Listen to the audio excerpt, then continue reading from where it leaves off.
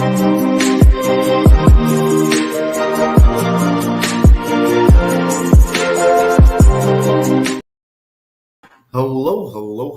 and welcome to another episode of TacoBytes, your daily bite of Degen, episode number 677, coming to you live from somewhere, nowhere new.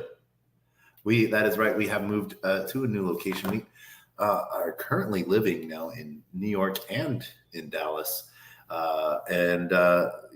That might not be going on for long, but that's what we're doing right now. It has been an interesting week. Learning some new ins and outs of a different state's move-in process, application process, and getting a new place out here, which has been really fun to do. Not in the slightest, but having some amazing people to do it with, and being all the way around and traveling. So it's been sort of exciting to do. What is new on your end of the world? So what I wanted to cover today was, so we have a new setup, right? I like it. But what I wanted to cover today is because I've gotten a ton of emails the last couple days from Galaxy and a few other sites that you submit emails to and stuff like that, saying I've won stuff that really I haven't, so there's been some interesting stuff on that. And so going about and trying to get it all settled, is big on safety for me, making people aware of it. One of the biggest things that I like to use for safety, and that will tell you if a website is dangerous and stuff most of the time, or if it's been reported, is Wallet Guard. And I wanted to really just sort of show you how easy it is to use Wallet Guard. And we have a new setup. So I don't know if we're going to have the same issue with frame rate that we've been having. Let's add that to stage. That we've been having. Oh man, we do have the same thing. That's interesting. That means it is something on my end that I have to fix somehow. But we're going to go step by step and show you how to use Wallet Guard and some of the best ways to be safe. Wallet Guard is an desktop extension, as you can see up here. We have simply gone to the dashboard, and this is where we will connect our wallet. Pick which wallet we want to connect. We're going to connect our MetaMask. We're going to sign our message, prove ownership.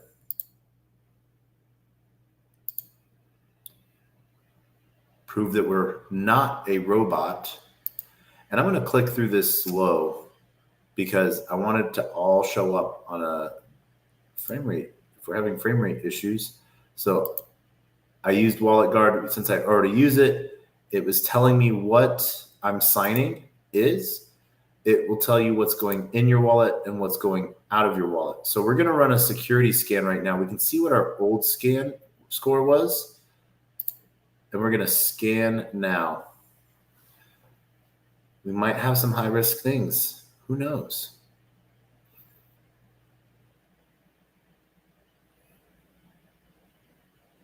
And we're going to follow some of, poor health, high risk, cryptic token, value at risk. Okay. So because it's a large amount, we're going to revoke that.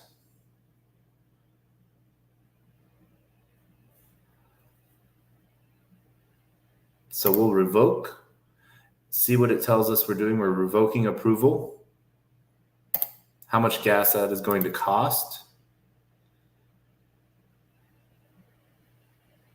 This is the new MetaMask thing that from Blockade. Everything has sort of been crazy with that. Everything I've gotten, even Uniswap has said that it can't be trusted, which is very interesting, or this may be unsafe.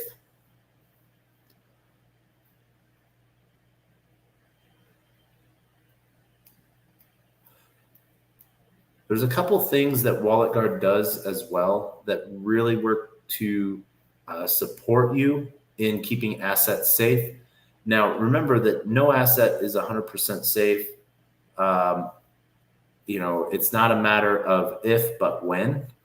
It happens to everyone, and it all depends on what kind of assets are at the most amount of risk. Now, when I say it not if, but when, that goes from everything from, phishing attempts to dedicated phishing and like catfishing, also known, there's, I think, a pig slaughter. A lot of weird new terminologies come up in the personalized attack vectors. But at the end of the day, there's also the wrench attack, and so there's so many different ways that someone could have their account compromised. Now, this is one of those onus things that where people say, not my keys, not my crypto. Others will also say, not my keys, not my responsibility. And so they'll trust their keys or their wallet into a third-party piece like Coinbase, like Cube Exchange, or some other third party that is primarily focused on key management for you, and non-custodial wallets, meaning you don't control it. And there is a little bit more safety in that, but then at the same time, if your account credentials get stolen and stuff, it could lead to a lot of different issues as well. So we are going to see now where we are at. We have some different revokes with Uniswap,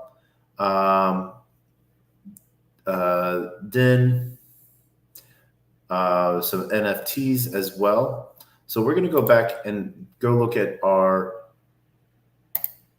going to go rescan now that we have revoked that. It should have gone through, so that hopefully will bring up our wallet score.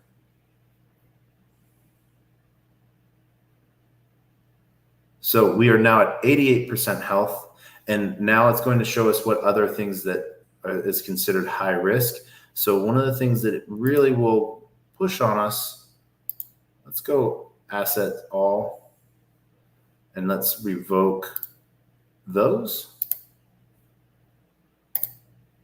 And Gwei is actually super cheap right now. As we can see, Gwei's at 2. So now we have to approve this.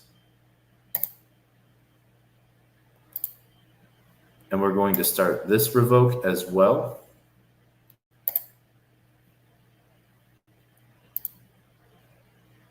We're just going to go through and revoke a lot of things. And one of the things that we also saw are signed to permission to claims, which also are an on-chain signature that now allows full withdrawal of all of your assets. We've seen this starting to get used in like Inferno Drain wallets and some other hacking attempts, hacking activities. And so knowing what you've signed as well really can help keep you on your game. One of the other sites that we're going to visit real quick is revoke.cash. That's sort of been the gold standard for revoking, which not only shows you which tokens and NFTs, but has a wide multitude of chains as well as signatures. So we can see here where we are at. We can scan again. So both of our wallet versions of MetaMask are up to date, and so is Phantom. So is our Kepler, and so is our Sui. Some of our other wallets, Argent X, Binance, Coinbase, Martin, Xverse, Trust Wallet, and Rabby. We do have Rabby. Maybe we turned Rabby off. I guess we turned Rabby off. Let's go look at that. Thought we had Rabby. Maybe we don't. Oh well. Oh, we have Rabby Mobile. That is why. All right. So yeah. Now we can also see what our medium risks are. Over 50 alerts in the medium risk zones. And then also a crash course on approvals. One of the really cool things that Wallet Guard does is community education. That's the biggest part on security, is covering different things and educating people, basically from Twitter security, Discord security, any other types of social-fi security, And when I say social-fi, I mean actual social-fi, where people are interacting with people with value and time, So making sure how to be safe and lock up your Discord with like 2FA. Same thing with your Twitter accounts, adding the 2FA there. These are all different ways that we normally think of as multiple ways for us to log in and making it easier for us. It also gives multiple ways for bad actors to attempt to log on via us. So having 2FA from like a dedicated device that's just providing 2FA is a great way to sort of keep yourself safe and keep your assets or your accounts safe. And if not your accounts, your followers safe as well. What happened if your account were to get hacked and you were to click, this is the coolest new thing, you got to check this out with a link, and that link is a drainer or something like that? You wouldn't want that for your followers as well. So there's a lot of little bits, a lot of tiny little things that you can do to be safer. Double check things, one, going from Galaxy's website, checking their Twitter for saying if emails have gone out. Checking Galaxy's website as well, because we had it bookmarked. If there's protocol sites that you visit a lot, bookmarking them or following them on Twitter is a great way to keep track of legitimate sites at that time. One of the things that people used to do is follow the fake accounts as well. Oh, I want to see what they're doing. But it only takes one time for like the Galaxy fake. We're going to use Galaxy in this term because we have a bunch of fake Galaxy emails. But it only takes one bad Galaxy account to post something that catches your eye for you to like not think about it at the right moment, and something bad could happen. I hope it doesn't. I am waiting for Wallet Guard to become a mobile application too, or a mobile wallet, and so that it can provide that information for you right there within the wallet about being safer. But one of the really cool things that a lot of people don't know is that Wallet Guard and MetaMask partnered for MetaMask Snaps, and Wallet Guard was one of the first extensions. I like to say the first extension approved and signed off for as a partner of MetaMask and integrated within MetaMask itself. So when you're doing a transaction, it will show up. And I'll show you right now what I mean by that. So we're going to revoke this right here. Revoking approval, same thing as always. But as we can see here, once we approve and it goes to our transaction, not within our transaction. So we have to do a swap, not an approval for signature, but it will show us the Wallet Guard description of that transaction as well. So it tells you what's going in and what's going out, takes that text, encrypted text or JSON file, and makes it legible of what is going on exactly when you hit this wallet command. Ooh. Excuse me. But that's some of the really cool stuff that Wallet Guard has going on and has really pushed out.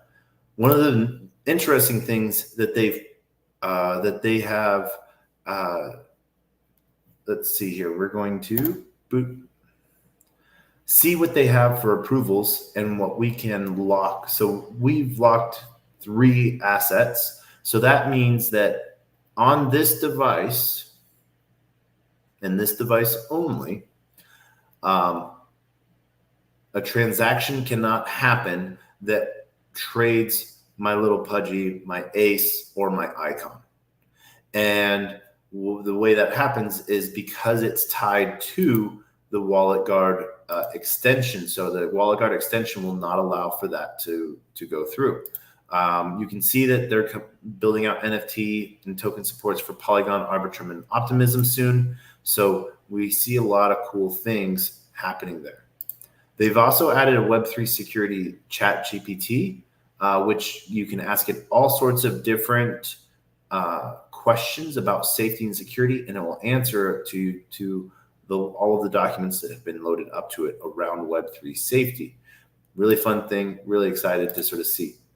One of the things that their DApp store has done is sites and projects that have reputation, have applied and gotten verified, so to speak, so that when you're interacting with their contracts, it will be shown as a safe and secured contract. So we can see here all of the different companies that have partnered with WalletGuard, and what has really pushed forward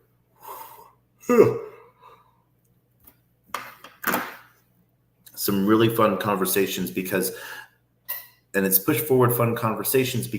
new applications have partnered that you might not always see. So knowing that they've taken that extra step to sort of verify their safety of their contracts with WalletGuard puts that much more safety conscious effort on my part, knowing that I'm interacting with safe protocols. If you're ever looking for a website and you're wanting to make sure that you're getting to the right one, this is a good way to do it as well. We talked earlier about Revoke Cash, and I want to bring it up as well. So we're going to connect our wallet. And what this will do on Ethereum is show us all of our approvals that we have, and we should be able to revoke them. Boom. So there's that revoke.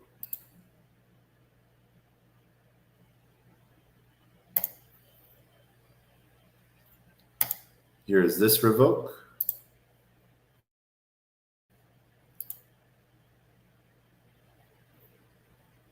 And we can see who's sending it. And let's see here. There we go. And that revoke, those approvals come from when you are signing a transaction or contract for the first time with a new token. It will ask you for approval on how much of that token it can spend. The max default is some astronomical number, but you can always hit max, and it will just go to the total token amount value that you have in your wallet and won't go above that.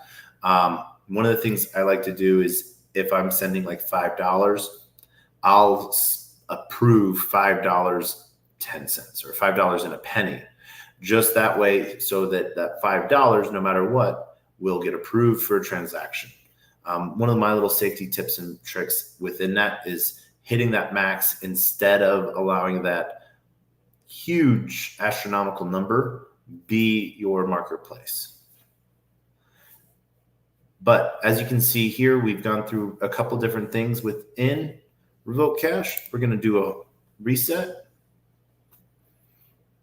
so that you can sort of see where we are at now. Some of those other connections have now gone away. We still have this 140 that we're going to revoke.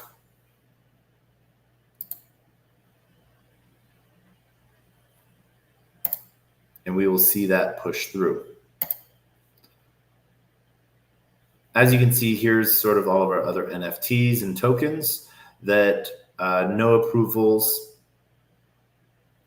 Here's approvals on Up, Uniswap, and a handful of others that we've done as well. That is it for tonight and Safety Sunday. Like I said, I wanted to keep it short and sweet and to the point. I want to thank everyone for joining in with us tonight. And we're going to end, as we end every episode, with our words of wisdom and the greatest worst knock-knock joke on the face of the planet, as they are always the same.